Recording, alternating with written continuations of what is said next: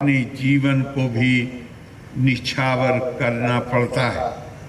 स्वामी विवेकानंद का कहना था कि वास्तव में जीवित लोग वही हैं जो दूसरों के लिए जीते हैं, बाकी लोग तो जीवित होकर भी मृत समान हैं।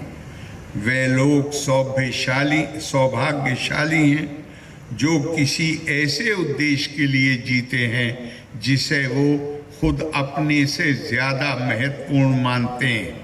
हमारे सैनिक अपने देश की संप्रभुता और उसकी सीमाओं की रक्षा को अपने जीवन का उद्देश्य मानते हैं। भारत आदि काल से अहिंसा की बात करता रहा है और ये भारतीय संस्कृति के उच्च आदर्शों में शामिल है।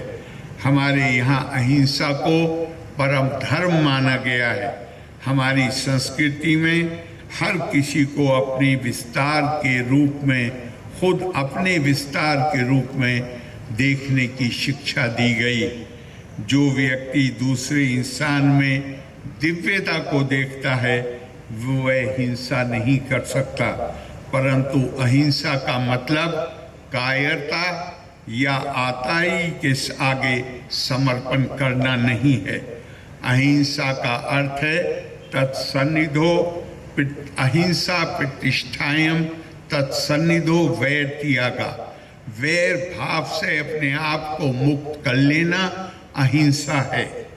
भारत ने सदैव शांति स्थापित करने के लिए काम किया है।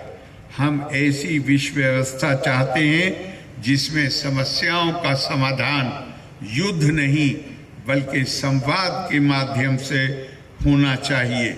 लेकिन जब तक वे आदर्श स्थिति पैदा न हो, हमें अपनी सुरक्षा के लिए पूरी तरह तैयार रहना ही होगा। हम मानते हैं जीवो जीवस्य जीवनम, जीवन जीवन पर आधारित है। महाभारत में कहा गया है यत्नाद अल्पतरा भवेत्, अर्थात हमें हिंसा की संभावनाओं को कम से कम रखना चाहिए। हमारे यहाँ ये नहीं कहा गया है कि हमें शास्त्रों के प्रयोग को ख़त्म कर देना। हमने देखा है कि 1947 में आज़ादी के पश्चात भी हमारे ऊपर आक्रमण किए गए हैं, जिनका हमारी सेना ने वीरता और साहस के साथ जवाब दिया और देश को सुरक्षित रखा। भारत की अपनी एक जीवन शैली है जो हमारी पुरातन संस्कृति पर आधारित है। ये संस्कृति ज्ञान और प्रज्ञा के संवर्धन पर आधारित, ज्ञान तथा प्रज्ञा से निर्मित संस्कृति या जीवन शैली स्वाभाविक तौर पर भौतिक रूप से समृद्ध होती है, जो दूसरों को अपनी ओर आकर्षित करती है और दूसरे लोग अक्सर इसको लालच की दृष्टि से देखते हैं। इतिहास बताता है कि भारत की समृद्धि के चलते हमें अनेकों आक्रमणों का सामना करना पड़ा है और सुरक्षा के तकाज़ों को अनदेखा करने के कारण लंबे समय तक हमें दासता का बोझ अपने कंधों पर उठाना पड़ा। हम ये भूल गए थे कि हमारी जैसी समृद्ध संस्कृति को सुरक्षा की आवश्यकता कुछ ज़्यादा ही होती है।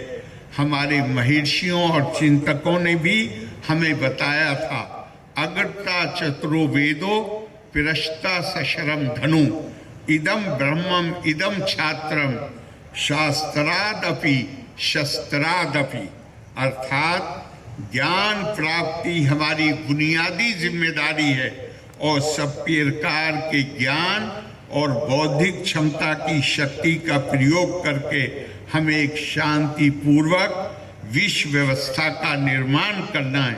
परंतु इसके साथ हमारे पास प्रभावी सैन्य शक्ति भी होनी चाहिए, जहां दलील की ताकत को अस्वीकार करने वालों को हम ताकत की दलील भी दे सकें।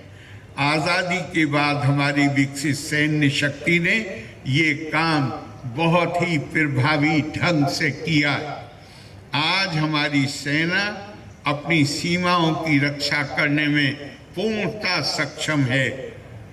उसके साथ उसमें ये शक्ति भी विकसित हुई है कि उसने मानवीय आधार पर उन देशों की मदद की है जहां क्रूरता तथा अत्याचार की सारी सीमाएं पार हो गई थी, और ऐसे अवसर पर हमारी सेना ने जुल्म करने वालों को 90,000 से ज्यादा तादाद में गिरफ्तार करके उनको लाकर बंदी बनाया। आज यूएनओ हमारी सेना को एक पीस कीपिंग फोर्स के तौर पे दुनिया में बहुत सी संकटग्रस्त जगहों पर इस्तेमाल करती है। आत्मरक्षा हमारा धर्म है और इसके लिए सारी तैयारियां करना और पूर्ण क्षमतावान रहना आवश्यक है। मैं अपने सैनिकों और अधिकारियों के प्रति अपनी हार्दिक कृतज्ञता और सम्मान व्यक्त करता हूं। आपका साहस हमें प्रेरित करता है, आपका बलिदान हमें विनम्र बनाता है और आपका समर्पण हमारे राष्ट्र को मजबूत करता है। आज के इस भव्य कार्यक्रम के आयोजन से जुड़े सभी महानुभावों को मैं साधुवाद देता हूं और ये मानता हूं कि ये कार्यक्रम आम जनता और राष्ट्र के रक्षकों को एक मंच पर लाने का सफल प्रयास है। लोका समस्ता सुखिनो भवन्तु। धन्यवाद। जय हिंद।